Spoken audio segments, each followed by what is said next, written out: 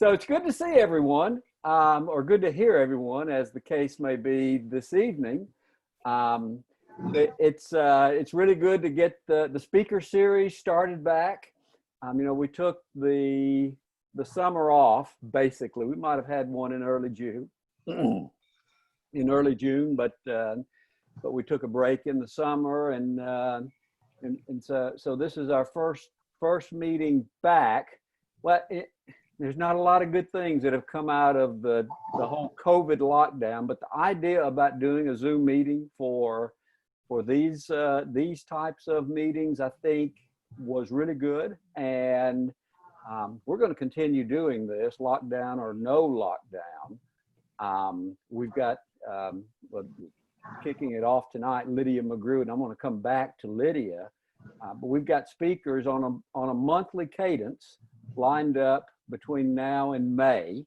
And I kind of want to just give you guys just a little bit of a flavor of the speakers that are lined up. And everyone is going to bring, in their own way, a message that I think will help you grow your faith, or it'll help you to integrate your intellect and your heart, or as William Lane Craig would say, that you don't have to put your brain in one pocket and your faith in another pocket.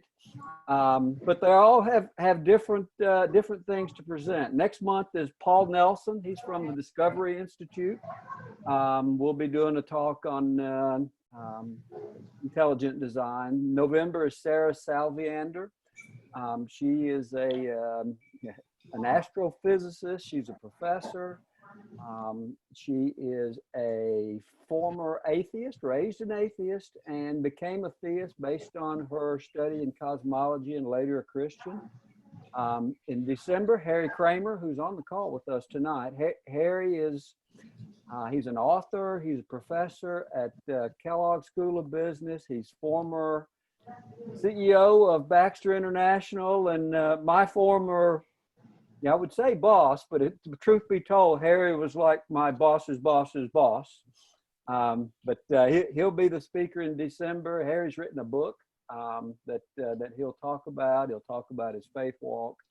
And I think you'll find that really interesting. In January, Khaldoun Swice is on. He's a philosopher and a professor, and founder of Logically Faithful Ministries.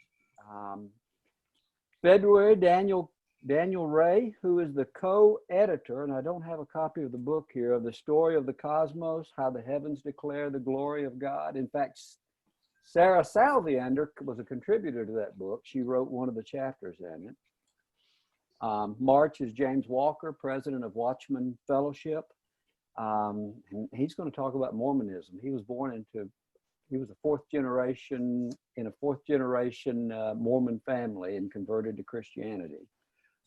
Brady Blevins is in April, talking about miracles. In May, Elizabeth Urbanowitz, founder of Foundation Worldview, is going to be the speaker. So we've got a nice lineup, and my intention is to keep the cadence, just do it once a month, and generally these will land in the middle of the month. So with that being said, let me get to our speaker tonight. Lydia, thanks for your patience as I went through that, but it's really my privilege and honor to have Lydia McGrew, Dr. Lydia McGrew, join us tonight. Lydia is author of, I know of two books, Lydia. The Mirror or the Mask is the most recent book, and prior to that, Hidden in Plain View is a book on undesigned coincidences, and I suspect her talk will include information or topics from that would be included in both of those books this evening.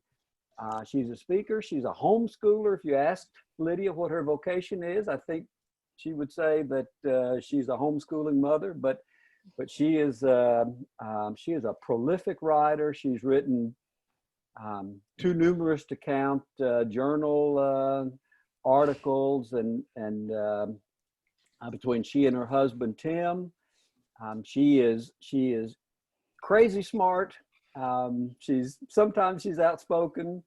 And Lydia, I didn't confirm this with you, but I saw it somewhere, and a square dancer. If indeed COVID ever lets us go back to doing it, yes, I square and contra. Okay. And I miss it a lot, and I really want to go back to it. Cool, cool. So Lydia is I want to say one of the avid proponents of biblical reliability, and gospel reliability is her topic tonight. The title of the talk is Gospel Reliability, Why It's Important and What You Can Know About It. I think you're going to find this very interesting. I was first introduced to, and I know it's not going to be all about undesigned coincidences, but I was introduced to it when Lydia, I told you that I thought I might have heard it on with Justin Brierley when you were on with him, but it actually might have been with Frank Turek too. I know you probably talked with both of those guys about undesigned coincidences. Yeah, I had interviews about Hidden in Plain View. Yep. So my first introduction to undesigned coincidences was through one of those podcasts. So welcome, Lydia. If you want to add something else that I didn't cover in terms of about yourself, feel free to do that now, and I'll turn the virtual floor over to you. Thank you, Mike. Thank you so much for having me. And is there a way for me to maximize my own face so that I can see myself in the center of my screen, or is it? Yeah, if you push on the top right corner where it says speaker view, click that, and The top right corner view. actually, hold on a minute. You say you want to see speaker view. I want to see myself in the front. Nope, that ain't gonna work. Yeah, well, if you click speaker view, unfortunately, you only see whoever's talking. That's not. Oh, well, I'm talking. But so that's I don't. not you. So. Oh, the only whoever is talking who is not yourself? Yeah. Lydia, what does gallery view mean? Gallery view is where you see everybody's screen all at once. Okay. And full screen doesn't help at all. That's funny. Okay. I will go back to exit full screen, and that's okay. I can see myself well enough.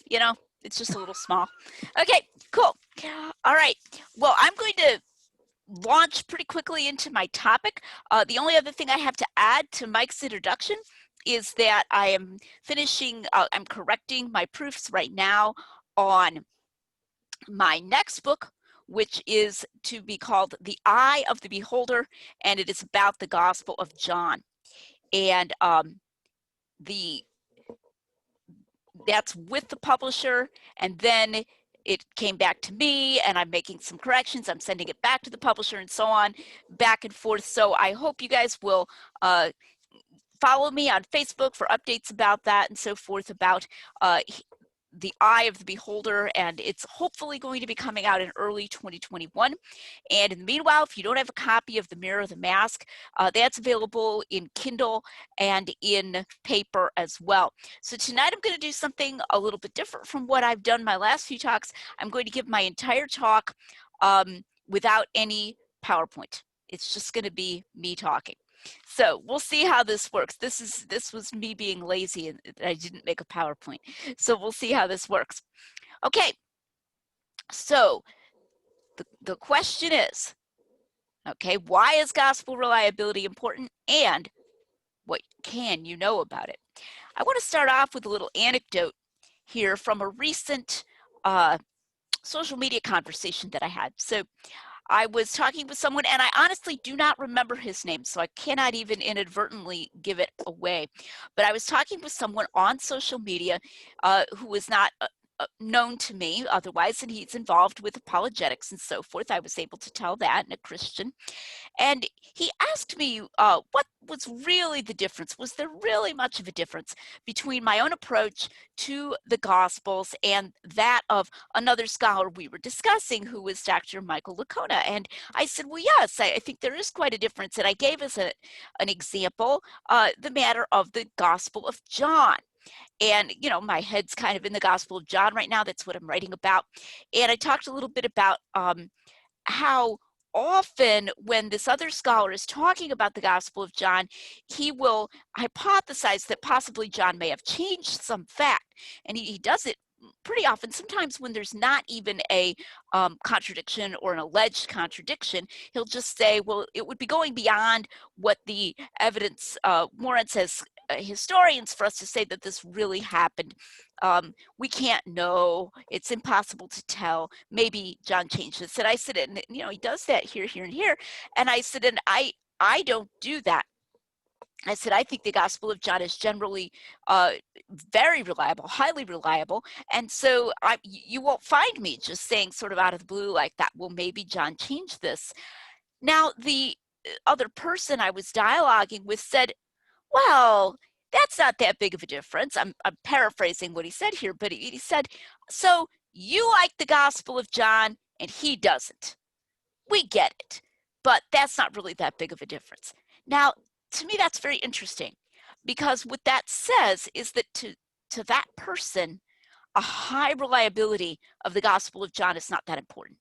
The fact that he said that, and that he said it in that way, it's not really that big of a difference. So you like the Gospel of John and he doesn't. I thought that was interesting. And I think that that's becoming increasingly common in certain Christian circles to say that we don't really need the reliability of the Gospels. We especially don't need the high reliability of the Gospels. We can get everything we want without it. It would be nice if we had it, but it doesn't. We don't really need to try to show it or spend a lot of time or saddle ourselves getting into it. I don't agree with that approach. I think it's important. So the first thing I'm going to argue here is that high gospel reliability is important. So let me say first, what do I mean by that? What do I mean by that?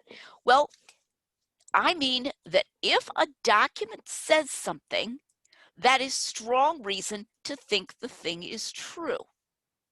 Now, I could give a probabilistic parsing out of that, exactly what does that mean in probability theory terms, but I don't have to. Though I think the way I just put it is pretty clear.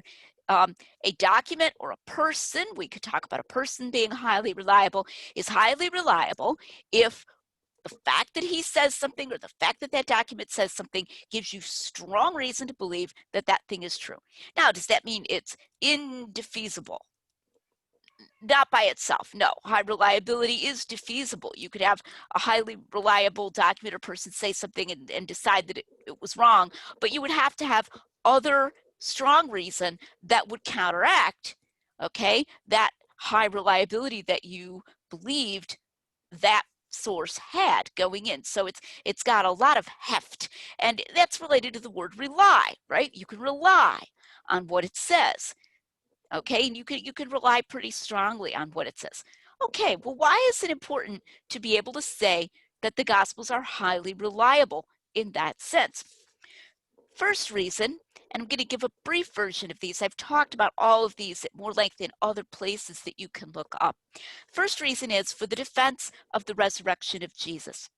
So a lot of times when someone will say what my interlocutor said there in that Facebook conversation, the reason that they say, so you like the Gospel of John and he doesn't, is because they'll say, well, you can get a good argument for the resurrection. And if the resurrection is true, Christianity is true, so we don't really need the high reliability of the Gospels. Well, I would say on the contrary, we do need the high reliability of the Gospels to have a strong argument for the resurrection, which is that very central event of Christianity. Why is that? For more detail on this, I would encourage you to look up a video I did for Apologetics Academy, which is run by Jonathan McClatchy, and it's called Minimal Facts versus Maximal Data, Approaches to the Resurrection. Very briefly, the reason that that's important is because of the importance of the details of the resurrection accounts that are given in the Gospels, Matthew, Mark, Luke, and John. So, for example, those accounts tell us by name of various people who allegedly saw Jesus. They also tell us something about what their interactions were like, how they had these whole long conversations with him, how they were able to touch him, how Thomas was at first unbelieving and then was convinced, how he ate with them, how he appeared in multiple different locations and in different places. Okay, so these are some examples of the details of those accounts. Now, those details are really important to arguing for the resurrection. Now you might say, wait a minute, isn't that a circular argument? If you say the details of his resurrection are true, then you're assuming that he rose from the dead. But how can that be important as a premise for an argument that's not a circular argument? Well, my husband Tim and I did this in our article for the Blackwell Companion to Natural Theology years ago. What we did was we took those details to be the details of what the alleged eyewitnesses said or claimed. We said, suppose we can take it as historically supported by historical considerations that this is what they said. Now, what's the best explanation of that? So, in other words, the disciples said that they met with Jesus and that he ate fish when he was with them. The disciples claimed that they met with him both in Jerusalem and in Galilee. The disciples claimed that Joanna saw him, okay, after she had been to the tomb. We get that from putting together Matthew and Luke, who Luke names Joanna. The disciples, Mary Magdalene said she had seen him. We get that from, all of the Gospels, okay? And we get that by going back and reading the accounts and then saying, well, okay, can we take it at least that this is what they claimed historically? Then we say, well, what's the best explanation of that? And it turns out that it's very, very difficult to give a good explanation of those accounts, except by concluding that Jesus was physically raised from the dead, not raised in only a spiritual sense, but physically raised from the dead. And that's how we argued. But to get a strong case for that, you need this variety of people, variety of details, variety of occasions, different occasions, names of people, and so forth. I have some of my probability theory papers on variety of evidence, and it's actually really important. Remember that we're asking people to commit their lives to Jesus. Ultimately, we're asking them to be willing to die for Jesus. So you need a really strong case, A, to argue for a miracle, and B, to argue for people to believe in that miracle so strongly that they would be willing to stake their lives on it. So high gospel reliability is important to the argument for the resurrection, and that the authors didn't just feel free to alter their narratives, because then maybe many of those details are not even true, not even what was claimed at the time at all. Second reason we need high gospel reliability, the support of doctrine. Now remember that when we talk about Christianity, even so-called mere Christianity, we're talking about some pretty heavy doctrines. The Trinity, you've got Father, Son, and Holy Ghost, okay? The incarnation, God became flesh. He who was before all things came down and took on flesh and became man, was made man. That's a very heavy doctrine.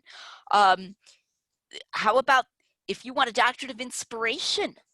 Okay, what does Jesus say? You ask anybody, any Christian, what's your biblical support for the inspiration of the Bible? They will almost always point, among other things, to the teachings of Jesus, right? Jesus' deity, even so-called mere Christianity. Jesus was God. Well, okay, how do we know that? So what's the best source we can go to here? Especially, remember, if you want to use the resurrection to support Christianity. So you want to say Jesus rose from the dead. Okay, then God was certifying Jesus' teachings, and Jesus taught that there is this person who is the Holy Spirit. Okay, we got a lot of steps there. And what did Jesus say about the Holy Spirit? Okay, so when we turn to the Gospel of John, right? He promised he would send him. That's also related to the doctrine of Scripture, because he said that he would teach the disciples and bring all things to their remembrance, and he gave them authority and so forth. Okay, well, did he really say that? Did he really say that? If the Gospel authors felt free to put their own interpretations into Jesus' mouth, then how do we know that Jesus really said these things? I've recently had a I've recently had a correspondence by email with someone who was asking me about the defense of certain doctrines. And I pushed on this with him and I said, you know, Jesus doesn't say all that many different things about this topic. So you need to hang on to all of them. I said, you're going to need all the teachings of Jesus you can get if you want to get a doctrine of, say, inspiration out of the teaching of Jesus. Now, some people might say, well, what about the Apostle Paul? Hey, I got nothing to say against the Apostle Paul. But if you want to say that his teaching is true, then what do you want to do? You want to tie it back to Jesus talking about what an apostle is and how he's commissioning apostles. And then you want to say Paul was an apostle, right? So once again, we're going back to the teaching of Jesus if we want to argue that the doctrine taught by Paul was true. Also, we want to be able to compare it because there will be people who will say that Paul, distorted the doctrine or, put in his own doctrine. It's not enough just to say, oh, well, the apostles gave Paul the right hand of fellowship. I've seen people do this. Okay, how do we know that the exact content of what he taught was true? Not just that they generally agreed with him. They didn't have his letters in front of them to read. In fact, most of his letters hadn't even been written probably at the time when that happened. Okay, and how do we know they didn't make a mistake? The best way to show that is to be able to have the teaching of Jesus and compare it and say, Paul is not contradicting Jesus and so forth. He's maybe saying more on the same topics, but he's in line with the teaching of Jesus. But to do that, we have to have a reason to think we have a reliable record of the teaching of Jesus. So, defense of the resurrection, supportive doctrine. Third, the imitation of Christ. What is the Christian life? When we call somebody to be a Christian, we don't just say, believe the resurrection, go out and live your life the way that you've always been living. And of course not. We want him to change. We want him to commit. We want him to follow Christ. So we're going to ask him to believe more doctrines than just the resurrection. We just talked about that. And then we're going to ask him to actually commit his heart and his life to Jesus and to want to be like Jesus. Well, how do we know what Jesus was like? From the Gospels, right?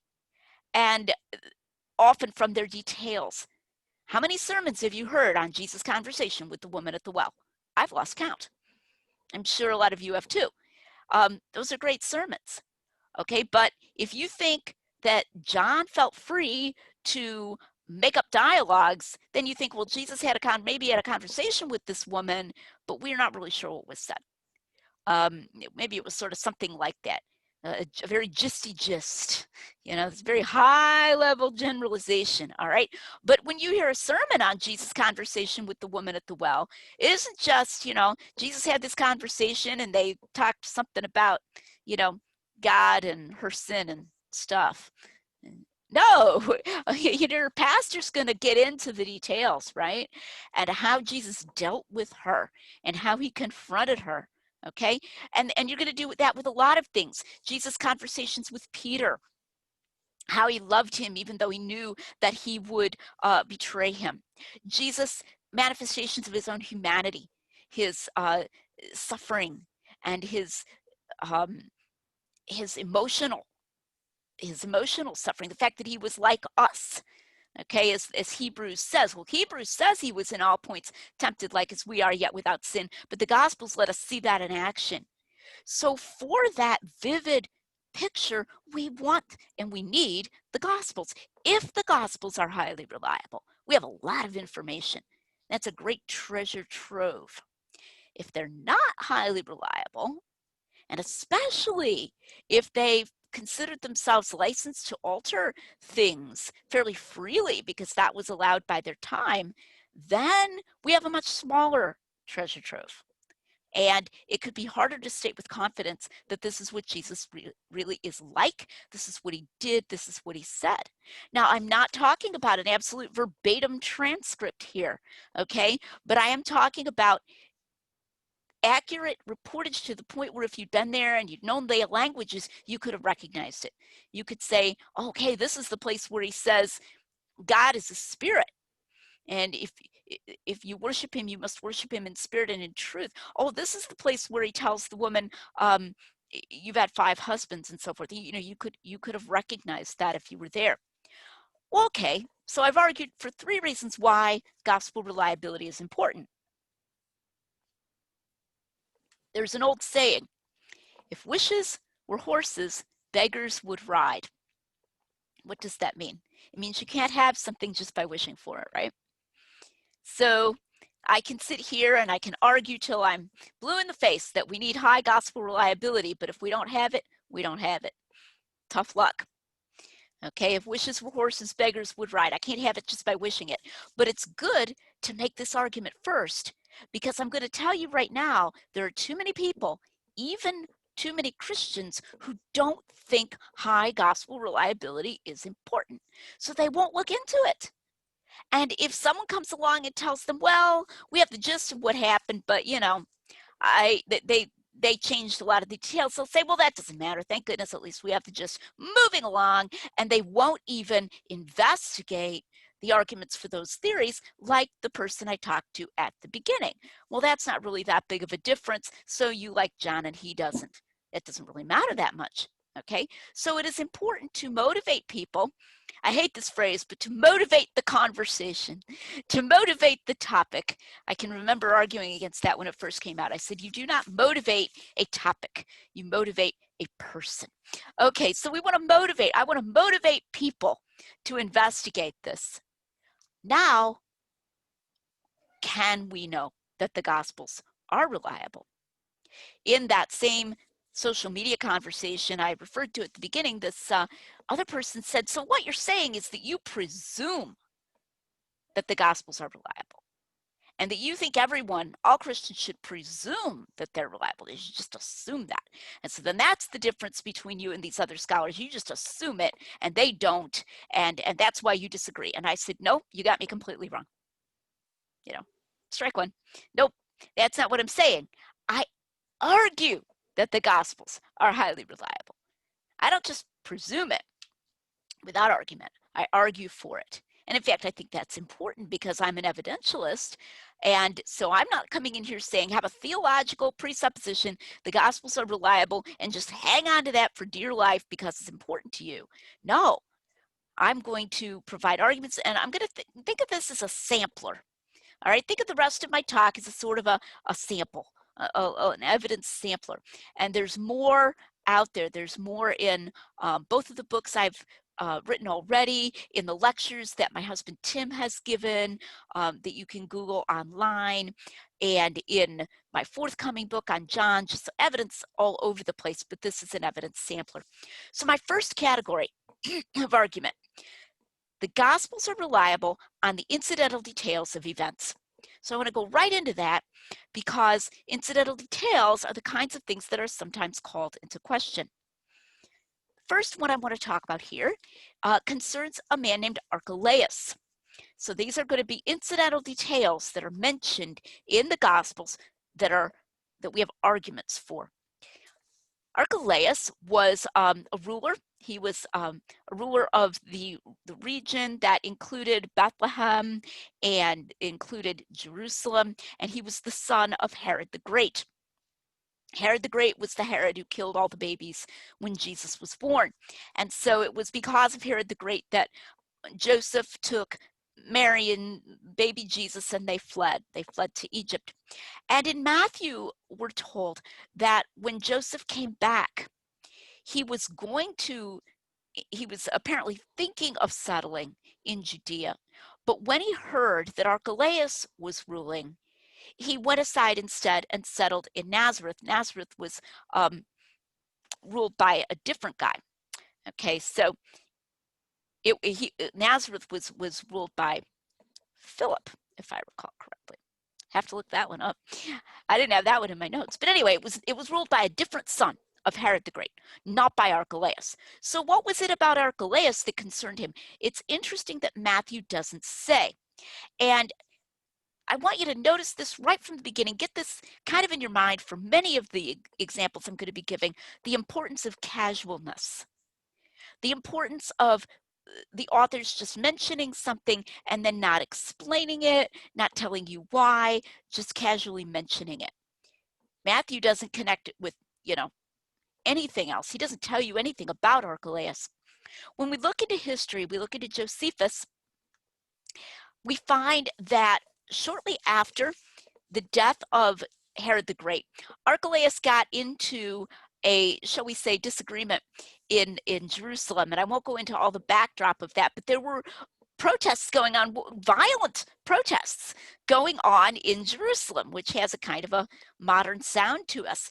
And Archelaus reacted with very strong force. He sent in armed men, and they killed, according to Josephus, thousands of people. I mean, they actually killed them. We're not talking about, you know, tear gas here or rubber bullets. Okay, we're talking about riding in on horses and just killing them. And then they sent, because he thought he had a full-blown, you know, insurrection on his hands, and he was going to put it down. And then he canceled Passover. Passover was canceled. He sent announcements throughout the land, everybody go home, Passover is canceled. Now, this would have been about the time that Joseph would have been returning with Mary and Jesus. And it's entirely plausible that he heard about this event and that he was unnerved by it and said, you know, that guy sounds like a loose cannon. I don't really want to have to deal with that, and therefore went back to Nazareth, which is where Mary and possibly Joseph himself had lived before, and probably they had family there. So they went and settled there. So that's a connection, an incidental, external connection with that mention of Archelaus by Matthew. And it's in the infancy narrative, by the way, which is unique to Matthew and which gets called into question quite a lot, partly because it's unique to Matthew. Anything that's unique to only one gospel often gets questioned, especially if it's some gospel other than Mark. Mark kind of gets a little bit of special treatment, but the others, if some incident is unique, scholars tend to put a question mark over it as if everything had to be told twice. But this is only in Matthew, and yet we can find confirmation of it through these pieces of information about Archelaus that we find in Josephus. Okay, here's another little one. This one is in John 2:12. He's talking about Jesus has just been at the marriage of Cana, and then he just says, Jesus and his mother and his brothers went down to Capernaum and stayed there for a few days. Full stop. Then he starts to tell about the Passover and Jesus going to the Passover back to Jerusalem. So they're up in Galilee, the Galilee region. He went down. Why down? Was it south? Well, no, not particularly south, but it was downhill. So if you look at like all of the candidates for where Cana was archaeologically, and then Capernaum, we know where Capernaum was. Capernaum's down on the coast of the Sea of Galilee. You do indeed go down, okay? But just this casual, he went down to Capernaum. That's the way somebody talks who's familiar with the area, familiar with the geography. And you might use that if there's some town near yours that's downhill, you know, and we went down to this, especially if you live in a hilly area. Okay, he doesn't belabor the point, he just says it. And it's a twofer because it's also an unexplained, what I call an unexplained allusion, because John doesn't tell us what they did in Capernaum. In fact, it doesn't fit with anything. I mean, it's just this little like throwaway verse in the middle of, you know, in between the wedding at Cana and the events at the Passover. Jesus and his mother and his brothers went down to Capernaum and they stayed there for a few days. Boop. And the time of the Passover was near at hand, etc., etc. Okay, so that is another mark of realism and truth, is this little incidental detail, this little visit that Jesus and his mother and brothers made to Capernaum. For what reason, we don't know.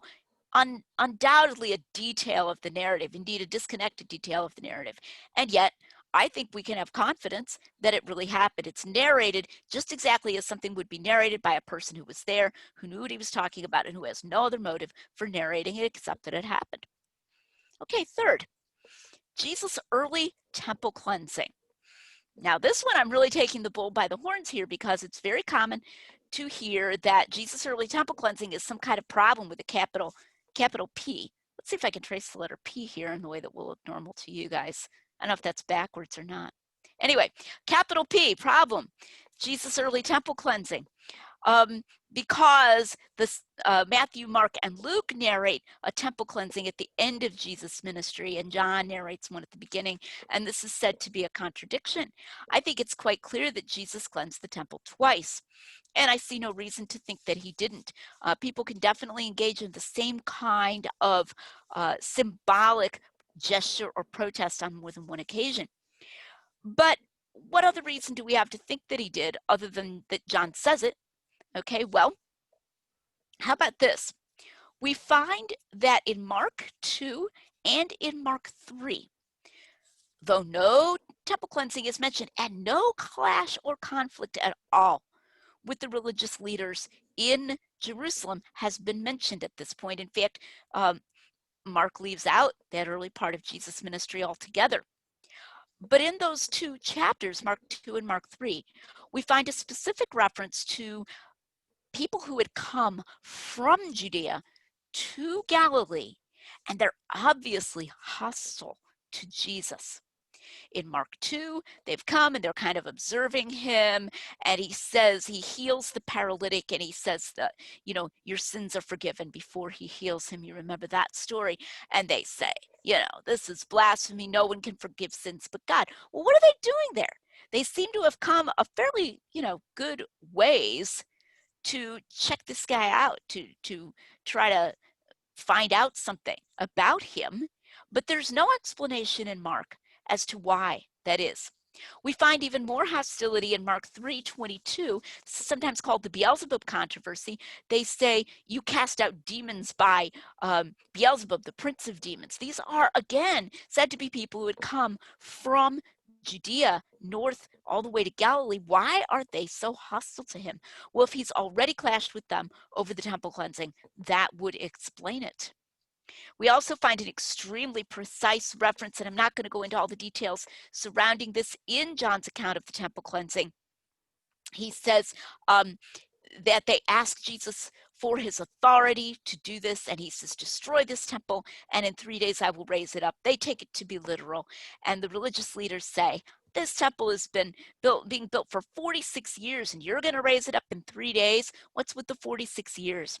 And if you put that together with Luke 3:1, where he says, John the Baptist came baptizing in the 15th reign of Tiberius, okay? If you count that up, that 15th year from a co-regency, and we know that Tiberius was considered to reign from a co-regency with Augustus, it fits extremely well. We also put it together with when Herod began building the temple, and we know that from Josephus. And all of this places, and then you put this together with this 46 years, which you can add up, it places this very firmly in the beginning of Jesus' ministry. And the only way that John could have put that in there, if it wasn't the beginning of Jesus' ministry, would be if he was being incredibly tricky and deliberately trying to, like hyper realistic, which is very anachronistic, by the way. They did not have hyper realistic novels back then, and going and like figuring it out, oh, well, I want it to look like it was the beginning, so I'll have them say 46 years and I'll make this up. And at that point, if you don't call John a deceiver, I'm not sure why not. Because that would be really, really, really trying to make it look like it was the beginning if he knew it wasn't. But if they really said it's been 46 years, that just doesn't fit with the end of Jesus' ministry at all. Okay, so that's 3. 4, I'm going to do an undesigned coincidence here. Mike mentioned undesigned coincidences. Now, if you've heard me speak before, an undesigned coincidence is an incidental interlocking that points to truth. Often, the sort of classic undesigned coincidence, they can take various forms, but sort of the classic form is that you have a question and an answer. And one account doesn't mention the one piece of information, the other account doesn't mention the other piece of information, but they fit together. So, for example, here's one. In the Gospel of Mark, it's talking about the feeding of the 5,000, and it says, So the men sat down on the green grass. Actually, I think it's people there. It's men in John, but the people sat down on the green grass. Okay, specifically color green. Mark is the only gospel to mention that. Well, the grass is not green there year round. You know, this is not a lush area that's always green there in the hills of Galilee. But there is a time when it's definitely green, is in those spring rains, you know, after the winter, I should say the winter rains, and then the spring, it's green. Well, when we go to John, John says there was much grass in that place, but he doesn't say, you know, it's all withered grass. He doesn't say it's green. But John says the Passover was near at hand. Okay, so John doesn't mention the green grass. Mark doesn't mention the Passover, but if it was indeed the Passover, that would be one of the times when that grass would be green. Okay, and it's not even green as much as it is here in Michigan where I live, you know, where the grass is green for, you know, maybe 8 months out of the year. So this is actually an important and a really fun kind of connection, and that's the kind of undesigned coincidence that Mike was talking about. It's also undeniably a detail of the narrative. And if you go out, I've actually seen a scholar say that Mark invented and added the green grass to allude to Psalm 23, he maketh me to lie down in green pastures. Now, why do that? Why do that? Okay, I've seen another scholar, these are both Christian scholars, by the way, another scholar suggest that the green grass was added as an embellishment to make the people feel like they were there. So just a kind of an added thing to make it a more vivid scene. Okay, so we can make up theories all day about why Mark might have added the green grass, but the fact of the matter is that it fits with what John says. And again, they each just casually do this, just like you would if you were telling the truth. People sat down in the green grass, and then it's confirmed. All right, one more under this heading of incidental details of events. In John 6 and in John 21, he refers to the Sea of Galilee as the Sea of Tiberias. Again, just in passing, he says, which was also called the Sea of Tiberias. He speaks as a person would who was familiar with that name. He gives both names, Sea of Galilee, which is also called the Sea of Tiberias. And you can actually go to Josephus and you can confirm that this was another name. But all the other Gospels, they just use Sea of Galilee, okay? And in fact, Luke calls it a lake, which is kind of funny. Luke's like, I've seen the sea. This is not a sea. This is a lake. Luke was more of a traveler. But John knows that other name for it. He knows that it's also called the Sea of Tiberias. This is the kind of incidental external confirmation that we find just in the casually mentioned details. There are many more topographical details, specifics of money amounts, customs, and so forth that are confirmed over and over again in the Gospels. You know, people will sometimes ask, you know, do we have secular books that from that time that mention Jesus and what he did and that confirm this? Or skeptics will say, why don't we have an account of the darkness at the cross when Jesus died, or that kind of thing? You know, why don't we find the slaughter of the innocents in secular history? Well, because it was a little tiny town and secular historians really didn't care. But what's actually even better are these confirmations of the incidental details, because those are much harder to fake. It's not just like, hey, look, I put Queen Elizabeth in my novel.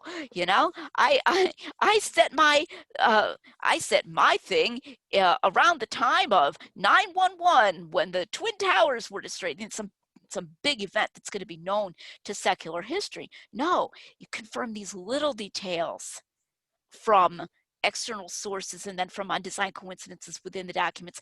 That's an even better type of confirmation. All right, next category. The Gospels are reliable concerning dialogue. Now that's kind of interesting. Dialogue. Why, I mean, we don't have tape recordings. How in the world could the gospel, how could we know if they're reliable concerning dialogue? Well, let's see. Partly by undesigned coincidences, but let's start with a different one. Let's start with an unexplained allusion, like what I mentioned before. So this is something the author mentions, but he doesn't pause to explain it. Okay, so in John 3, it says that the disciples of John the Baptist were having an argument with a Jew about purification. Okay, that's the kind of thing people argue about. This is sort of like nerds arguing about some topic that they all are mutually interested in. They're having an argument about purification. And they came to John the Baptist and they said, Rabbi, because he's their rabbi, and you expect them to say, we're having an argument about purification, and what do you think? And instead they say, that man that you testified to beyond the Jordan, he is baptizing and all men are coming to him. They're complaining about Jesus and his popularity. Now, this is really kind of weird because that dispute just drops out. We can only conjecture, okay? Was the other person they were arguing with one of Jesus' disciples? Did Jesus' disciples baptize a different way from John the Baptist? What does this have to do with it? We don't know. That is important in itself. That's not what a fiction writer does. That's not even what a fiction writer does now, much less what anybody writing non-factually back then would do. The meaning of it drops out. It's an irrelevancy. And this confirms this dialogue that they're having with John the Baptist, because the author, John, apparently just knows kind of what occasioned that dialogue, what gave rise to it. Okay, I can see I have actually probably too many items of evidence here, so maybe more of them can come out in the question and answer. I'll give an undesigned coincidence concerning a dialogue at the feeding of the 5,000. So I did the feeding of the 5,000 before.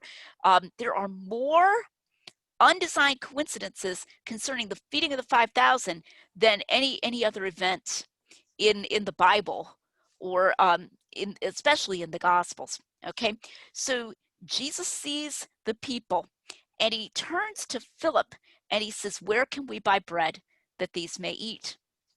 Okay, you've probably heard my husband Tim do this one. Why Philip? Why did he turn to Philip? Well, I'm not going to keep you guessing. I'll just give it to you right away. In John, it says that he turned to Philip. You go over to Luke, and in Luke, it says that the feeding of the 5,000 took place near Bethsaida, but it doesn't say anything about this dialogue with Philip.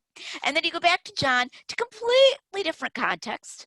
Like several chapters earlier, when Philip is first mentioned, it says Philip was from Bethsaida.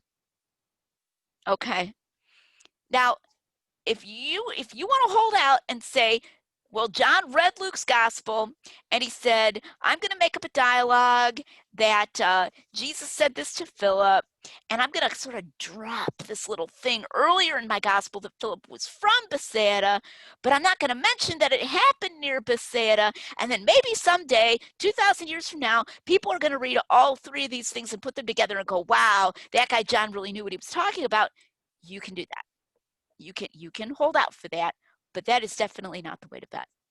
And this confirms the realism of that dialogue, because what is Jesus doing? He's saying, hey, Philip, where around here can we buy bread for these people to eat? Because he knows that Philip is from that region.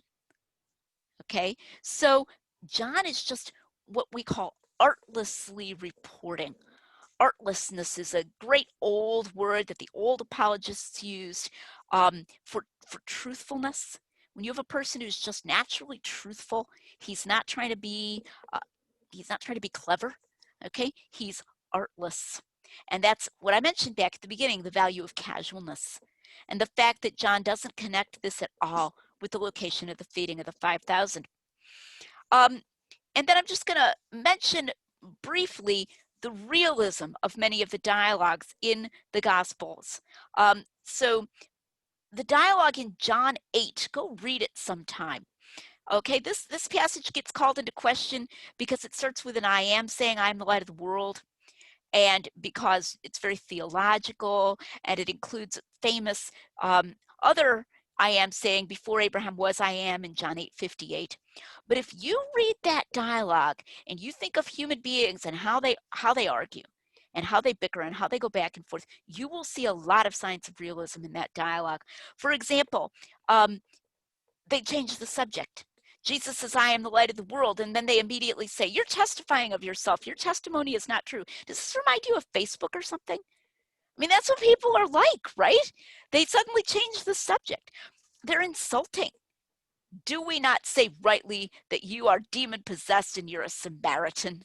Okay, racist insults, calling him demon possessed. John just reports this stuff.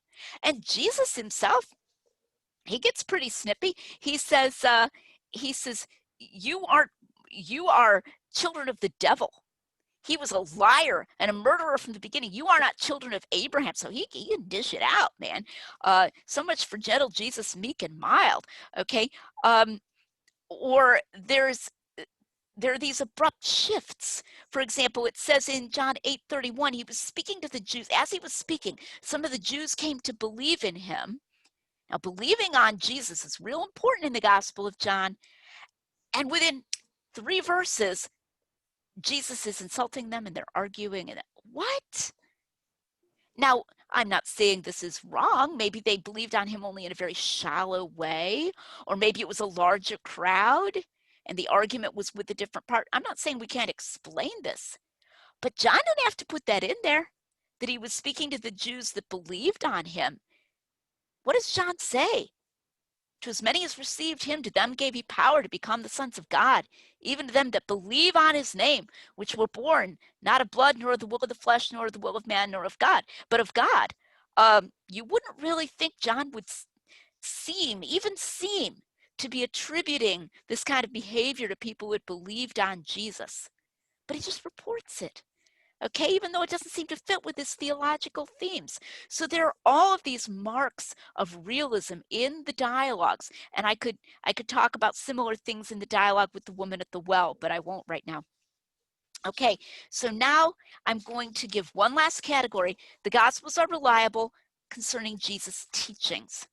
So we've had incidental details of the narratives, dialogues, and Jesus' teachings specifically. Now, sometimes you will hear scholars who will say the gospel authors believe that they were guided by the Paraclete, the Comforter, the Holy Spirit. And so therefore they thought they were licensed to put their own interpretations into Jesus' mouth. Now, I must admit, you will rarely hear a scholar, if he's an evangelical, say it quite that explicitly. Sometimes you will.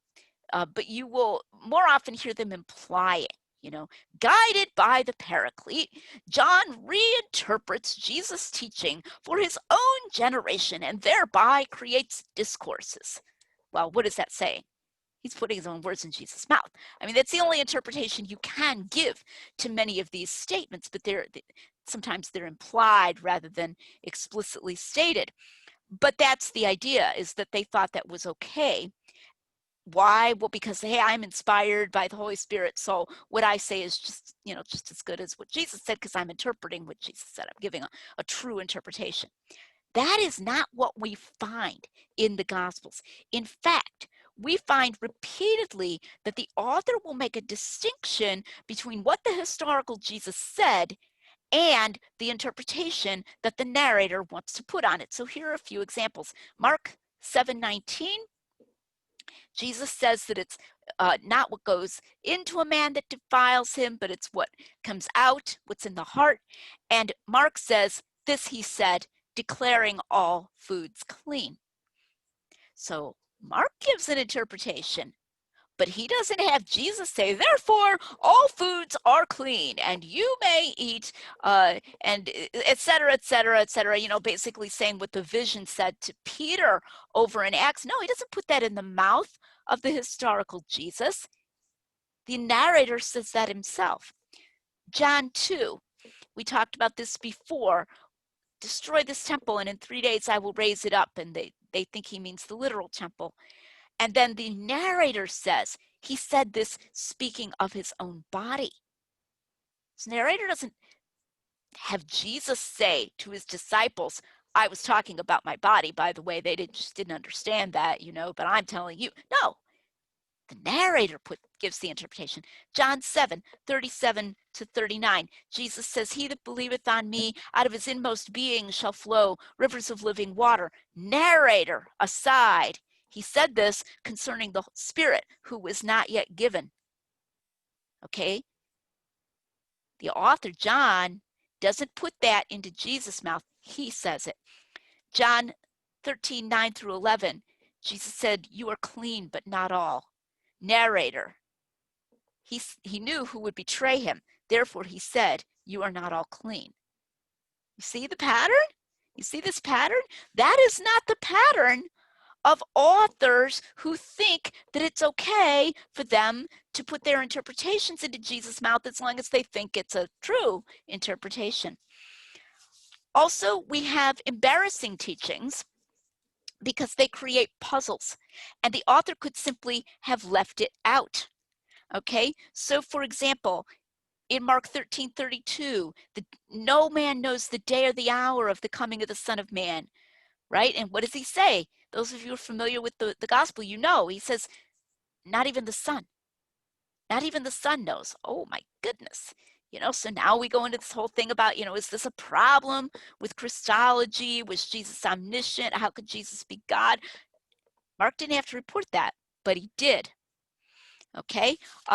I have a lot of these from John because, again, my head has been in John. And also, John comes in for an unfair share of questioning, and particularly on his reporting of Jesus' teaching. Here's one in John 8. Jesus says, I said to you, John 6. I misspoke. In John 6, I said to you that you have seen me and yet have not believed. There is no such saying reported earlier or thereafter in the Gospel of John. This is right in the middle of the bread of life discourse, which comes in for a lot of questioning. So Jesus says, I said to you that you have seen me. I said to you before that you have seen me and yet have not believed. Now, John didn't have to report that if he was massaging Jesus' teaching, or if he felt he could massage Jesus' teaching, he could have said, oh, shoot, I better make up a place earlier where Jesus says, you have seen me and yet you have not believed. I better put that, to make it all fit together, but he doesn't, okay? But that creates a puzzle, where did he say that? Here are a couple more that don't seem to fit with John's alleged high Christology. John 5:19, Jesus says, the Son can do nothing of himself. He can only do what he has seen the Father do. John 12:49, the Father who has sent me has given me a commandment what to speak. I don't speak of myself. Now, am I saying that these undermine the deity of Jesus Christ? Absolutely not. I am not saying that. But what I am saying is they completely fly in the face of the picture of evangelists who felt free to change, alter, or invent Jesus' sayings. There was no reason to do this. John 17:3, Jesus says that they may know you, the only true God, and Jesus Christ, whom you have sent. Dale Tuggy is a scholar out there who is, he doesn't believe in the strong deity of Jesus Christ. I hesitate to give a name for him because he's a little touchy. He doesn't like to be called an Arian. I think he's okay with being called a biblical Unitarian, so we'll use that. He uses this verse to argue that Jesus was not God. This verse comes in the high priestly prayer in John 17. If John was as loose as scholars will imply to you about reporting Jesus' teaching and Jesus' sayings, why did he put that in there? Okay? All right. I have an entire chapter in The Eye of the Beholder on Jesus' similar ways of speaking in different incidents reported in different Gospels. It's so fun. I call it only one Jesus, okay, that there's only one Jesus. And I call the chapter a high resolution Jesus, and that all four gospels give us only one Jesus. And yet these are very different incidents that you'll find. So it would be very hard to fake it. These aren't just, repeating the same event. I'm going to give you one example of that to round off my talk tonight. So we find in Luke 13, 15 through 17, Jesus healed a woman who had been bent over for 18 years. You guys probably remember that story if you're familiar with the Gospels, and if not, you can look it up. So then the governor of the synagogue is not happy, and he says, there are 6 days in which you can be healed, and there's only one Sabbath. Come and be healed on the other 6 days. He kind of like shakes his finger at the people, and presumably at the woman. It's like, why isn't he impressed by this miracle? It always amazes me that he did that.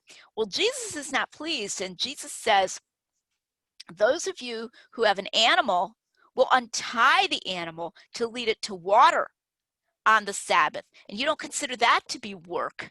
Shall not I untie or loose this woman, this daughter of Abraham, whom Satan has bound these 18 years?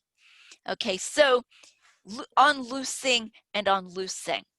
That it's almost like a pun. This is a very Jewish way of thinking, very rabbinic way of thinking. You're allowed to unloose your animal, a mere animal, and that's considered okay by the law of Moses. Why should I not be allowed to unloose this daughter of Abraham?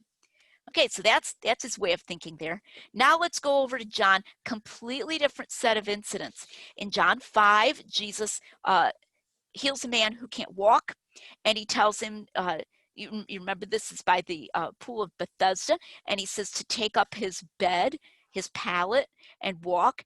And then the religious leaders find him carrying his pallet, and they say, hey, why are you carrying your pallet? Because it's on the Sabbath. Similar kind of thing. And he says, that the man who healed him told him to do this. So then they're angry because Jesus healed on the Sabbath. That's supposed to be breaking the Sabbath. And also because Jesus told the man to carry something on the Sabbath, which is breaking the Sabbath, right? And Jesus is not pleased about this, and he comes back to it in John 7, probably on a different visit, probably on a visit for a different feast, but he's still remembering it. So he starts talking, and he said, I did one miracle, and you all wondered. And he said, you will circumcise a man on the 8th day if it's the Sabbath, that the law should not be broken. But I made an entire man well. I made an entire man whole on the Sabbath. Okay? And why is this not allowable? Okay, so what is he talking about? Well, and there really was a rabbinic ruling that the law of circumcision took precedence over the law of not breaking the Sabbath. So you could hold what they call a bris. You could circumcise a child, a male child. Even you had to do it on the 8th day. If the 8th day fell on the Sabbath, that was not considered work. And this is something they were concerned about, and that they ruled. And so then Jesus is like, but I made an entire man whole. So come on, it's circumcision you're cutting off versus making whole. Now Jesus is not speaking against circumcision there, but what he is speaking against is that same kind of hypocrisy that we saw him speaking against in Luke 13, where the rules for the Sabbath are very strict and don't allow doing even more important things. But what is he doing? He's making almost that same kind of conceptual pun, loosing and loosing, and here it's cutting off and making whole, right? Now that's the same mind. That's the mind of the same man. I'll never forget when I saw that. When I saw that parallel myself, that's one of the ones I noticed for myself. It was just like a little revelation, like a little light bulb going off. That you can see the personality of Jesus coming through vividly, and the reliability of the Gospels because of that similarity across. This is the kind of thing that's virtually impossible to fake. So the Gospels are reliable concerning Jesus' teaching, including here, for example, his teaching about the greater importance of his healing. Okay, so The Gospels are reliable about incidental details, about dialogue, and about Jesus' teaching. And so gospel reliability is important, and we can know that the Gospels are highly reliable. And that's just a sample of the evidence by which we can know it. So at this point, I would like to go to Q&A if you'd like to have some time for question and answer, if Mike doesn't consider it to be too late. Yeah, no, And people can just absolutely. unmute their mics and ask questions. While people are thinking about questions, so Lydia mentioned that she and her husband Tim wrote the chapter on resurrection and miracles, and the Blackwell Companion to Natural Theology. If you can see this, if you want a deep dive, the chapter that they wrote will certainly give you a deep dive on that. In fact, the whole book is every chapter is a deep dive. It's a good reference book if you don't have one. Where's Questions? your copy of The Mirror of the Mask to hold up? I know. I got a copy. I got a of it. copy over there. There we go. There we go. Cody's got a copy. Okay, thank you, And, Cody. And hidden in plain view. I don't know how well you can see it because my lighting. There we go. There we go. Awesome. There you are. But I had kind of a question, just more of a sociological, historical type of question. But I was kind of, I guess, simply though, how did we get here? Like in terms of the whole like downplaying reliability. I mean, you look back at like the 1800s, guys like William Paley and all that. They were all about like, arguing full gospel reliability. And I know there's other apologists of that era. Their just names aren't popping in my head for some reason though. And then nowadays it's like, that's just kind of considered all passe and everything. Everybody thinks it's all cool to go more minimal and everything. I guess, how do we get from one to the other, I suppose? Well, it's been a couple hundred years. A lot can happen in a couple hundred years, but Right. It is a long story. And I think part of it has been a kind of sociological despair. I think with the rising, and not that people would call it despair, they'd say, well, we have a better way, we can move forward. But with the arising of higher criticism and so forth, you literally find and I'm sorry to have to say this, but in Reasonable Faith, the 3rd edition, Dr.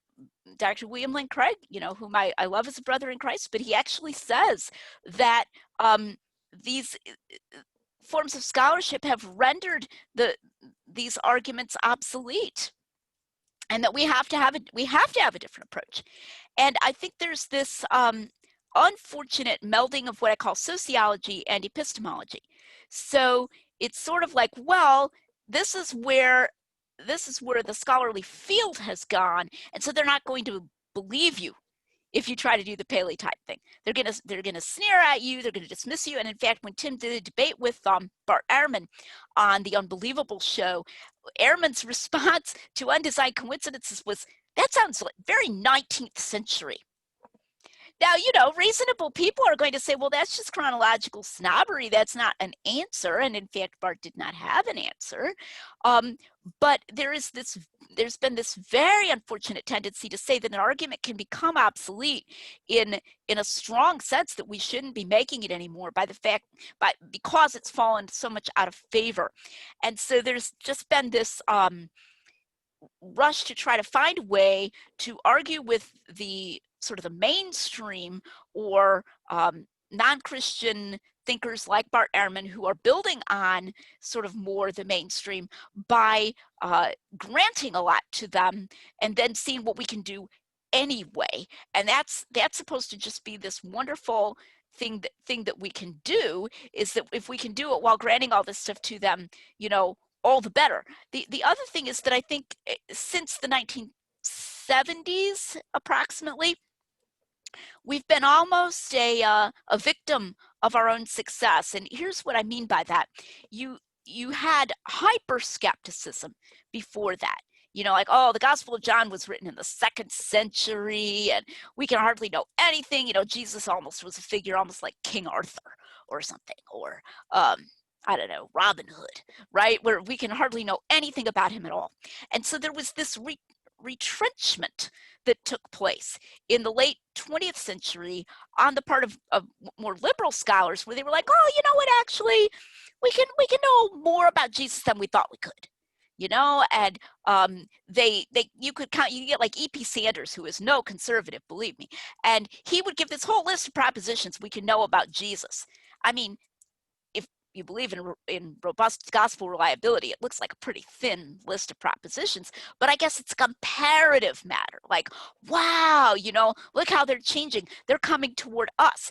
And I think this created an unfortunate sort of counter action where then the American, especially American evangelical apologists said, now let's see what we can do. If they're coming toward us, we come toward them. We can meet somewhere in the middle, you know, and we can build on an argument for Christianity upon shared premises, because now they're granting us more to work with. And I think that really, really drove us toward minimalism. And then this phrase, we don't need, we don't need, we don't need. In order to argue for Christianity, we don't need gospel reliability. And, you know, put that together with just the fact that people believe that the minimal facts type of argument for the resurrection was a great debating tool. And so it just became really popular, and an entire, you know, apologetic industry was built on that.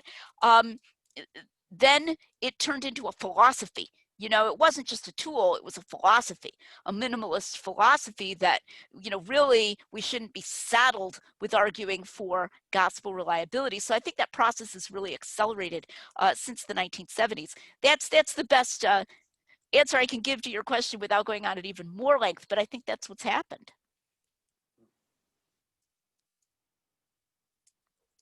Anyone else?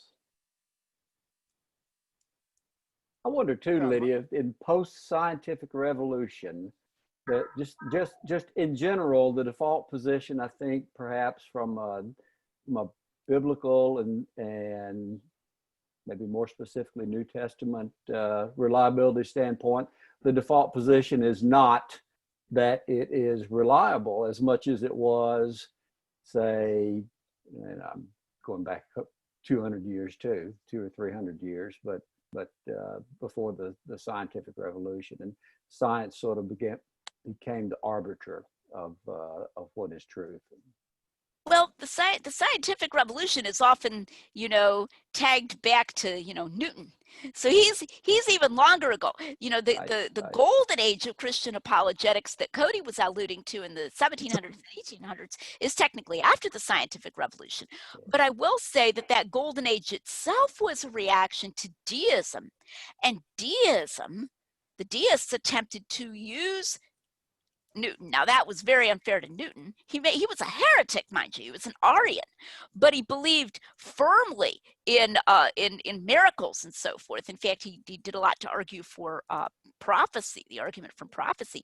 But the point I'm making here is that the deists kind of took Newton and ran with him, and, you know, said that then, you know, God has just set up these laws and that's it, and there are no miracles.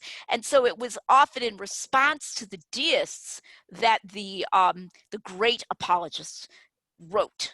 Okay, you know, George Campbell and William Paley and so forth.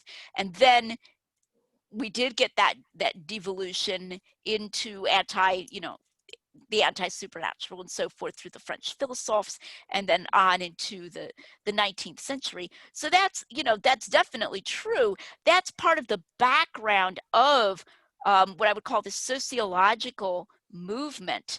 And unfortunately, people tend to think in comparative terms. So, you know, it's sort of like if you lived under a totalitarian government where you weren't allowed to be a Christian at all. You know, you were going to be burned at the stake if you were a Christian. Then you come to another country where you're allowed to be a Christian, but you're not ever allowed to meet with other Christians. And you can only teach your own children, you know, very, very restrictive.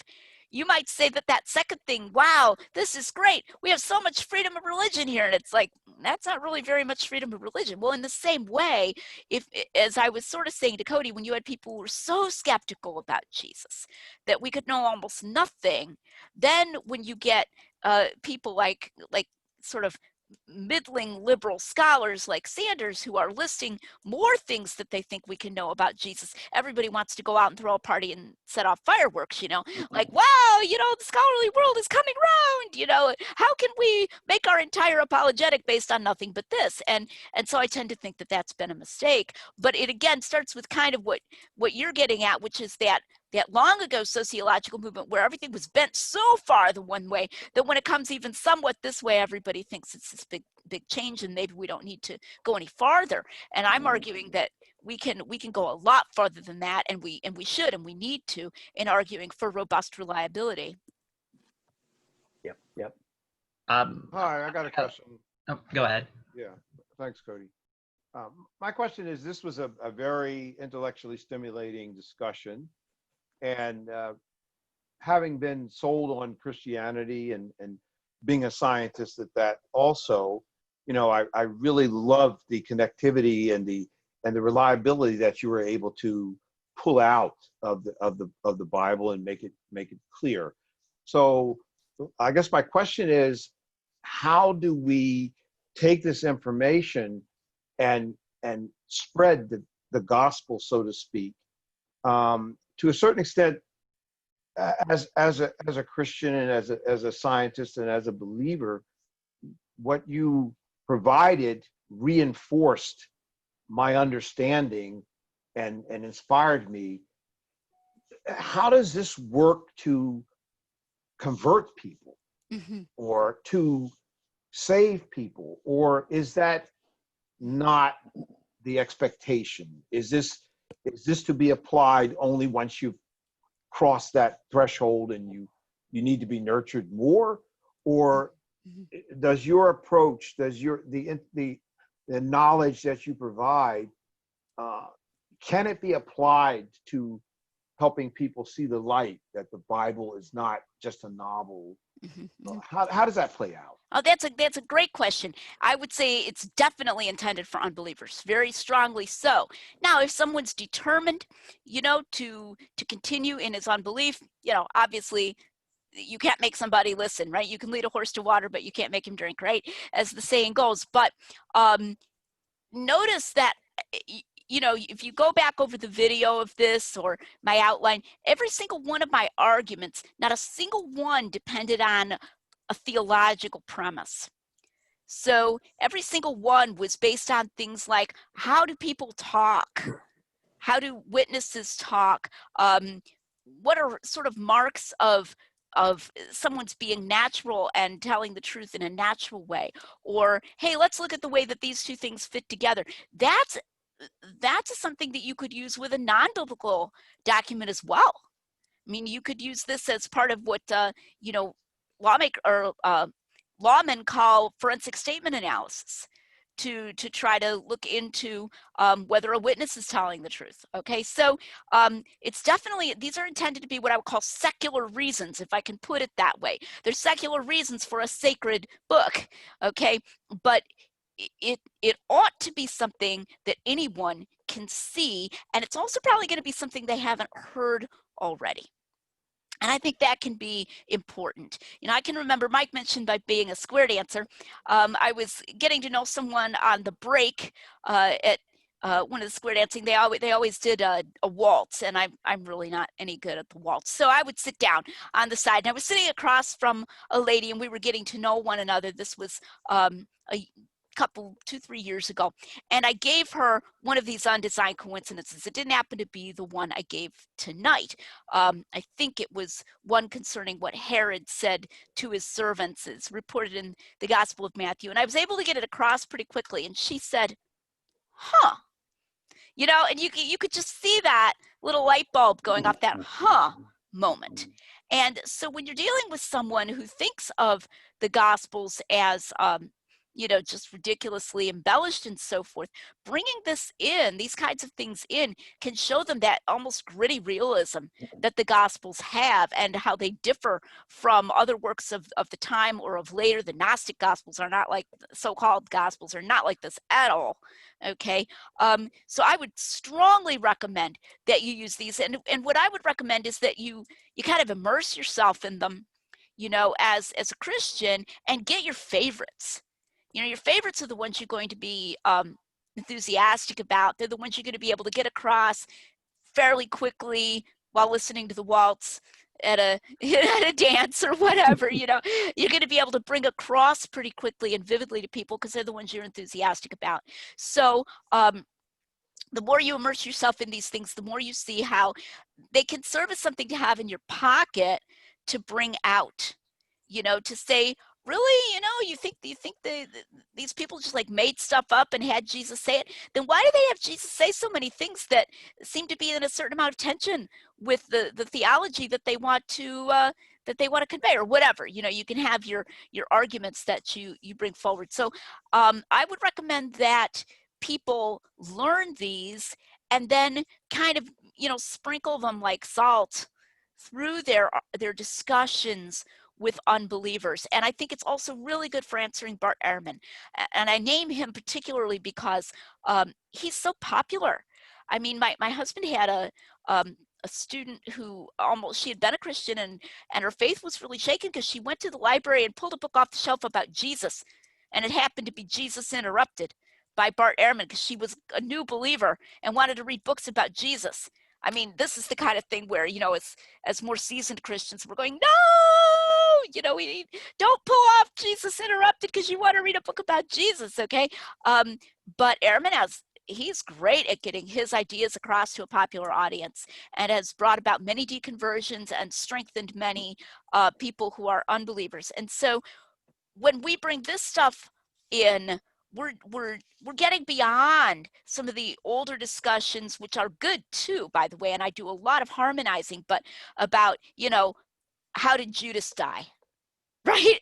Okay, so the little set of alleged contradictions that your unbelieving friends are going to trot out, sure, be prepared to answer those, but let's do something new. Let's do something different. Let's say, you know, why was the grass green at the feeding of the 5,000? You know, but you never heard that one before. So I think this can be very practical. Yeah. So Lydia, can I ask a question? And I'm sorry I came late to the party here. I admit this might have been talked about, but I see what Mike wrote about you, and you did a fantastic job explaining the position on the Gospels. So thank you for that. I would argue that the reliability of the Bible is important, as well as what you deal with. And do you focus on just the New Testament or on the Gospels, or do you deal in Bible reliability as well? You know, that's an excellent question. There are undesigned coincidences in the Old Testament. If you get a hold of J.J. Blunt's book on undesigned coincidences from the 1800s, he's got a whole Old Testament section. And I've been asked many times, people have said, you know, why don't you write a book on undesigned coincidences in the Old Testament? And I've thought about it. My difficulty there is that I just feel like we don't know enough about authorship. And so I've gotten so into talking about the authors and their personalities. So for example, what was Luke like? What was John like? And I think it's actually really important. And I think we can tell that when, you know, we don't know who the chronicler was, who wrote, you know, First Chronicles. So that doesn't mean these undesigned coincidences aren't good. They are good, but they're spread. Well, some of them are good. You know, you sort through and you decide which ones you agree with and which ones you don't. But they're spread over hundreds and hundreds of years of history, right? So you're not going to get this highly reliable account of this very narrow, you know, 3 to 4 years of history that you have in the Gospels. Then in Luke covers maybe, I'd say maybe 25 years. Maybe 25 years. It's much less time. So it makes it a lot harder because, in a sense, the concentration of confirmations to years is far less. It's far less concentrated. Okay, so that doesn't mean that we can't argue for the reliability of the Old Testament. I just don't think that the argument is going to be as overwhelming, you know, as it is here. It's this very overwhelming argument for the Gospels and Acts, especially Acts. Oh my goodness. I'm going to do a talk. There's an online conference coming up being put out by SES, Southern Evangelical Seminary, and one of my breakout talks is going to be on the reliability of Acts, called Acts Gets Hard Things Right. And it's just an amazing number of confirmations. It's so overwhelming. And I can't say that we have that for the Old Testament. That same, we can just zero in, narrow down and say, this guy, he was there. He saw, in fact, for many of them, we know that the author wasn't there and didn't see it. I mean, as conservative Christians, we know that he wasn't.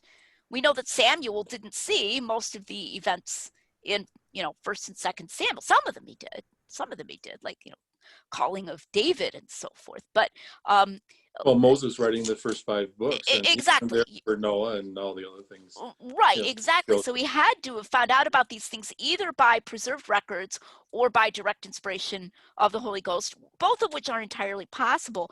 But we can't argue as much for eyewitness testimony on the part of the author either. So does this mean we don't have Old Testament reliability? I'm not saying that, but I am just saying it's harder. It's just harder to make that argument. The other thing is, I don't want to step outside of what I've put a lot of time into myself. So as you probably know, I already get a lot of flack being a philosopher doing New Testament studies. I get a lot of flack. You're outside of your, lane. Get back in your lane. You're not credentialed here, and so forth. And maybe it's compensation, but what I've tried to do is to do my work so well and so thoroughly that anybody fair-minded can see that that is not a fair criticism.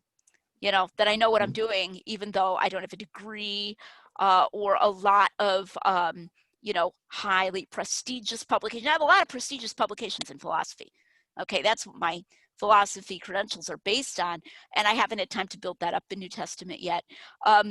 But I don't want to claim the same for Old Testament because I just haven't had the time, to do it yet. So anyway, that's my answer. Yeah.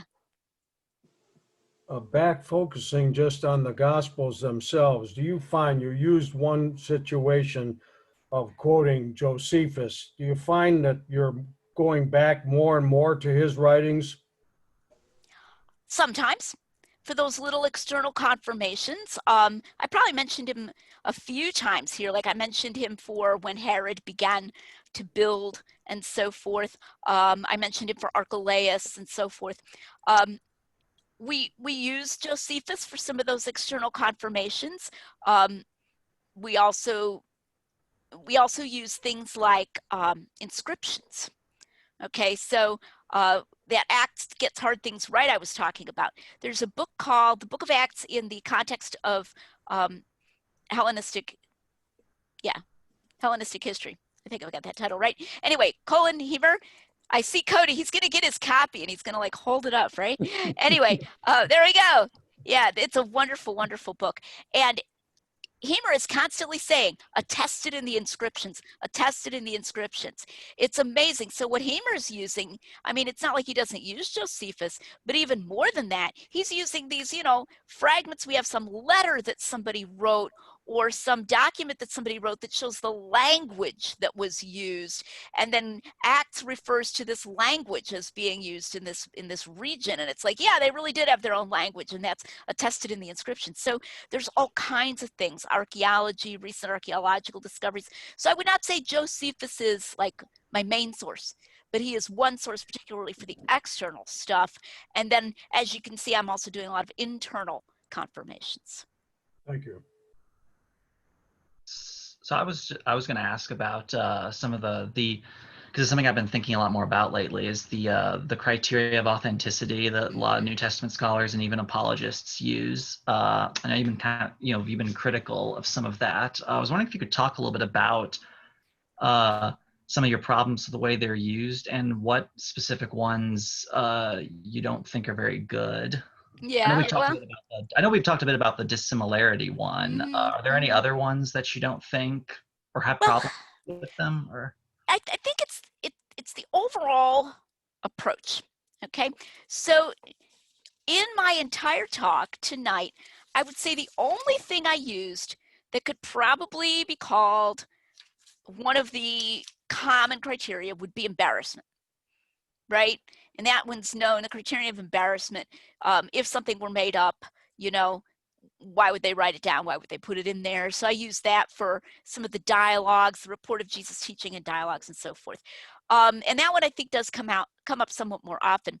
But the criteriological approach, for the most part, the arguments I gave here cannot be shoehorned into those categories.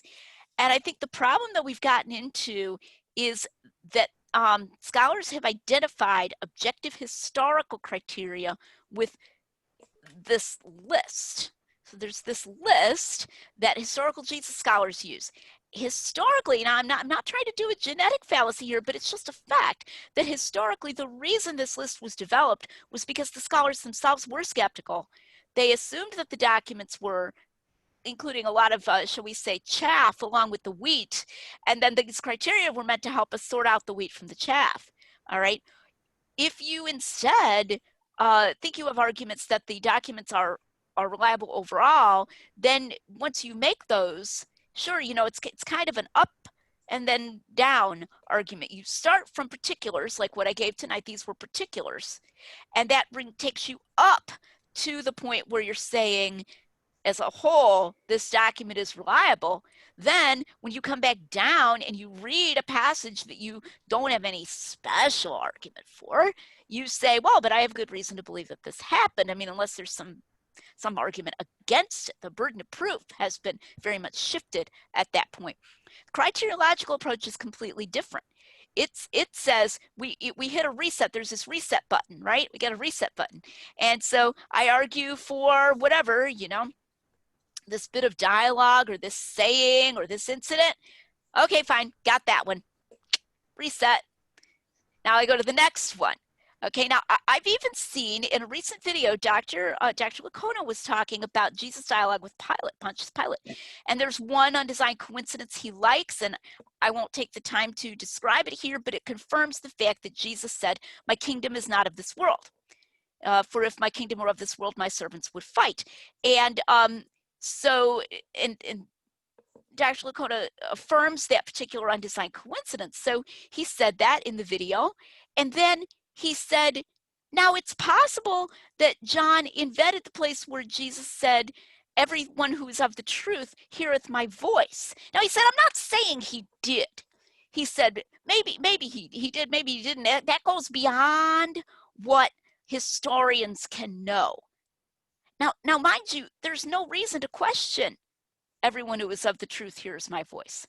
I mean, there's nothing about it. There's no contradiction or anything. Why are we saying it's impossible for historians to know that Jesus said, everyone who's of the truth hears my voice?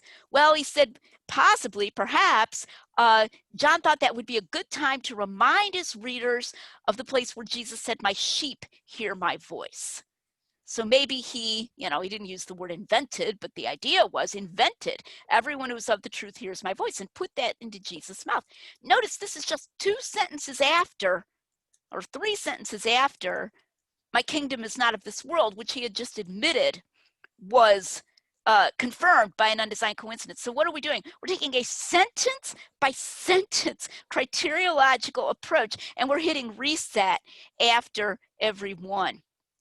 That is not a good way to do history.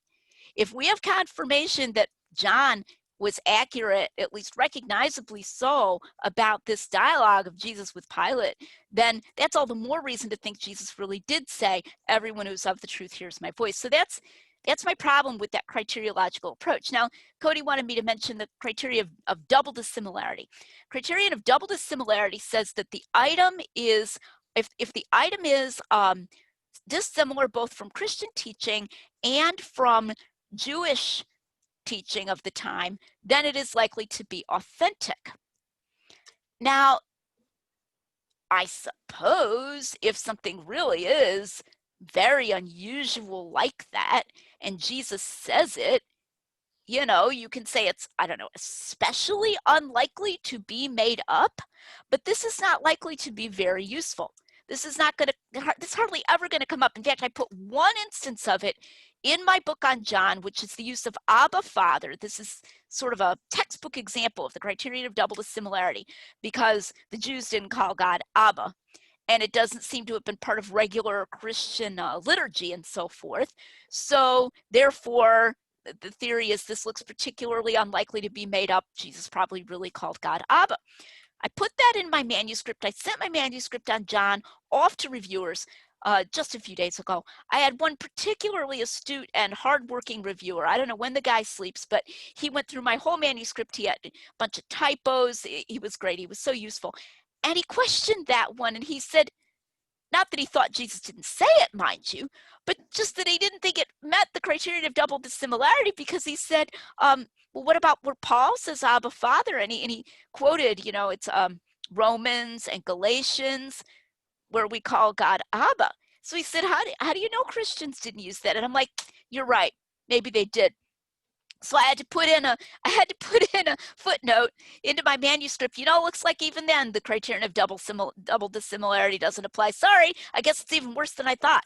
I put it a little more suavely than that. But the point is that if we try to use many of these, they're so restrictive, we're going to get almost nothing for our money. And if we don't supplement them, we are then going to be unwarrantedly skeptical about the Gospels. And I'm afraid that has indeed happened, that there's this notion that we have to go through and sort of sort through Jesus' teachings and the events and kind of find the ones that are really objectively well authenticated, because the rest are not. Because even the evangelical scholars, I would say they've internalized this notion that the criteriological approach is the hard-hitting, tough, objective approach. And I think you can see from my talk tonight that I was trying to take a pretty hard-hitting, tough and objective approach, but I was using a different set of tools from a different toolbox, and then arguing for reliability of the entire document. So it's a really very different approach.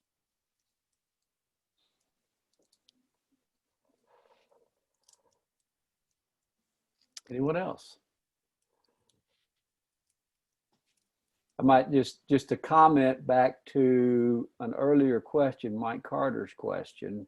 I think everything that we've heard Lydia talk about this evening would be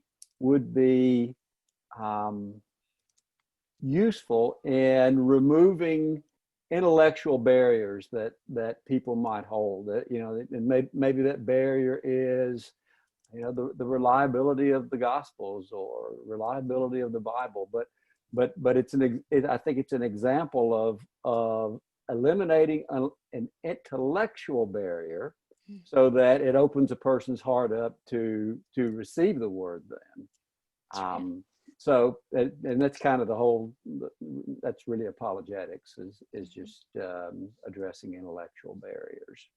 Yeah, Mike here. Another comment that I would have is that it's very enlightening, because, to a certain extent, I see the value in being able to articulate these kind of incidences that Lydia so nicely presented, in lieu of quoting scripture and expecting the quoting of scripture to convert somebody or to change their mind or open their heart or whatever.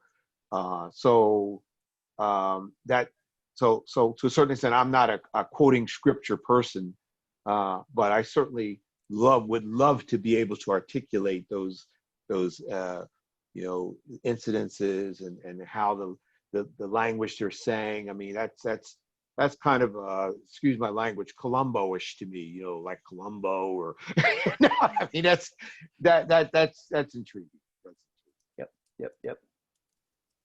Anyone else? We'll take maybe one more, if there's one more question, and then maybe we'll wrap up. Anyone? Could I ask a question? Yes, I know sir. you don't know who I am, so I'll introduce myself briefly. It says you're Alexander Webb. It says that is my name. I am a second-year student at IU, Indiana University, in philosophy PhD program, and I've been an admirer, a secret admirer, so to speak, of Dr. McGrew's work. And I'm especially happy to see an analytic philosopher tackle these issues. So please don't stop, because this is gold for me. And my question really is geared towards this. It's definitely a question about how to do apologetics, but it's also a question about justification. So I really love the undesigned coincidences argument being used as leverage here to, to boost our probability, our credence in the Gospels. And the only question I have, this is a problem that I have encountered in my awkward attempts to do apologetics, is that, I could get somebody to the point where they were willing to believe that the Gospels were written by the people that they're claimed to have been written by, that they were more or less being truthful when writing them. They believed what they were writing, at least. But they were still not willing to grant that, all things considered, it was our best explanation. Let's just focus on the resurrection. Our best explanation for this was that the resurrection occurred. There was, you could say, maybe a presupposition of naturalism or something, where their priors were just such that, it was still, even if they didn't think it, maybe the best explanation wasn't a mass hallucination or something, but still they weren't willing to grant, okay, the resurrection is the best possible explanation here. So I'm just wondering how does one go about adjudicating that difference when there doesn't seem to be a lot of anything very much concrete to grasp onto with respect to those priors? What I would try to probably do would be to find out where that particular person is sticking. Where's that particular person sticking? And it depends on how much they'll let you press, of course. Sometimes people they don't like to be pushed, but sometimes they're willing to sit and have a, big long conversation or whatever. And you try to find out, okay, how do you explain it? Like what do you think happened here? And, I think that's legitimate for people to do to us too. Like, I'm a Protestant. I think it's legitimate for a Catholic to say, well, how do you explain this supposed Marian apparition? Or, for a Mormon to say, well, how do you explain this, what Joseph Smith claimed and so forth. Now, sometimes they don't like the answers. If I'm going to say, I think he was just a complete fraud, it's not very tactful, if they can accept, the answer that you have. But it's legitimate to ask them how they would explain what we have. And I think, you can find different directions. Everybody go in different directions. Some people might say, well, I can't, but it doesn't matter. It's just something or other out there, there's got to just be something. You can I would call this naturalism of the gaps. And I think it's a really good phrase to use, because of course they'll say we use God of the gaps. Tell them they're using naturalism of the gaps, that they're just going to keep holding out for some naturalistic explanation, and at that point you can say, that's not reasonable in science. If you didn't believe in quarks or something, but then there was just kept being more and more evidence, black holes or whatever, eventually you decide that this is true. You have to go with the weight of the evidence, and ask whether they believe in following the evidence, and whether they believe that we should be open as evidence. Because if someone prides himself on being scientific, he's going to probably say, he believes in going where the evidence leads. It's of course always helpful if you can get them to come down on something and say, well, if I were forced to bet. I had someone write to me recently. He's a new convert, and he said, the conspiracy hypothesis, that's the one that's really bothering me. Now, I don't get that very often. It's just not a popular hypothesis anymore. Well, I had a fun time. I had a great time, and I'll send you the email if you want. Or wait a minute. I turned it into a blog post. I'll send you the URL for the blog post answering that. I hadn't done that in many years. Written up, what's wrong with the conspiracy hypothesis. So when you can get them to sort of plump for a favorite alternative, then that can be helpful, because then you can start bringing in the evidence. Sometimes the evidence is seen more clearly as it is in action. So think of the evidence as being like an athlete or something, that you get to see what a great, truly great athlete he is, not when he's sitting on the bench, but when he's out there, you know, dribbling and shooting, and, you know, or if he's in karate, he's out there doing the moves, you know. So get the evidence into action as much as you can. You say, let's talk about why it wouldn't be a conspiracy, or let's talk about how bad hallucination would be as a hypothesis because, and you start listing, you know, they said this, they said this, they said this, they said this, you know, or you start talking about the circumstances of persecution they were under, what they really stood to lose, the stoning of Stephen and the beating of Peter and John and so forth. You know, Bart Ehrman said in his debate with Tim, my husband, he said, nobody was out there, you know, proclaiming this on street corners. And Tim said, actually, they were out there proclaiming this on street corners, you know. And so, like, Bart talked about the Baal Shem Tov, and fortunately Tim knew about the Baal Shem Tov, who was a leader of Hasidic Judaism. I believe he lived in the 1700s, and Bart talked about, you know, that miracles were attributed to him. And Tim got to say, well, let's talk about the differences. You know, these miracles were not in a hostile, they were not promulgated in a hostile environment and so forth and so on. So he got to show how that evidence contrasted. And that can be a really good thing, to contrast the evidence for Christianity with the evidence for other religions. So those are just some ways. It's sort of like the more concrete you can get the conversation to be, I think the more the evidence shines. So I don't know. I don't know if that's a helpful answer for you. Oh, yes, very helpful. Thank you. Cool. So Mike, is Yes, that ma'am. good? That's is this perfect. URL going to be out somewhere, or?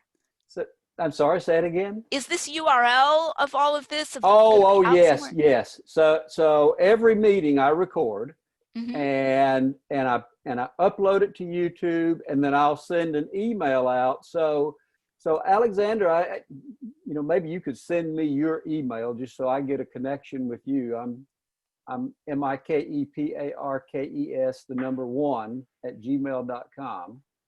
Okay. But but I'll send an email out that has the link to the meeting. So you know, you can certainly go back and re-listen to it. And those that missed the meeting, they don't have the opportunity to interact with Lydia, but they'll get a chance to see the meeting. Cool. And so then I'll be able to post that publicly. Absolutely. Okay, cool. Absolutely, Lydia. This has been fun. It has been, it's just been outstanding. So a couple of things. One, do you have a date for the Eye of the Beholder? Well, we're hoping for a spring 2021 release. We do not have an exact date in spring. We've given the blurbers a deadline. I'm not going to tell you what that deadline is, but it's early. There's an early-ish date in 2021 that we've given them as a deadline to get us their blurbs, and we may change it as well sometimes if we if there's someone who's, you know, not quite had time to finish, we want to give that person more time or something.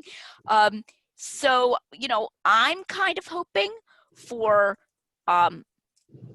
sometime in the early to mid-spring of 2021 that it would come out, because, you know, once we get those blurbs, then we have to typeset them electronically and upload all of those final files to Amazon and so forth. And in the meanwhile, we'll be working on the cover design and all the indexing and everything in the meanwhile. And right now, I'm just responding. I have blurbers. I've had some really great blurbers. They've sent me typo corrections and formatting things where they noticed that the format of some footnote was off, and then I'm frantically sending these back to my publisher and so forth. So we're really working hard on that right now. So there's that. But I encourage people, please go and get hold of T-MOM, as it's called, the Mirror of the Mask in the meanwhile. Yeah. The Mirror of the Mask, and the Undesigned Coincidence. Hidden in plain view. Hidden in plain view. Yep. So thank you, Lydia, for a content-rich talk. I mean, it was just outstanding. So you are always welcome here. I hope we can have you back sometime, but thank you so much. Thank you, Mike. We'll see you online. Yeah. Okay, thanks Thank you, everybody for guys. joining as Thank Thank you well. so much, Bye.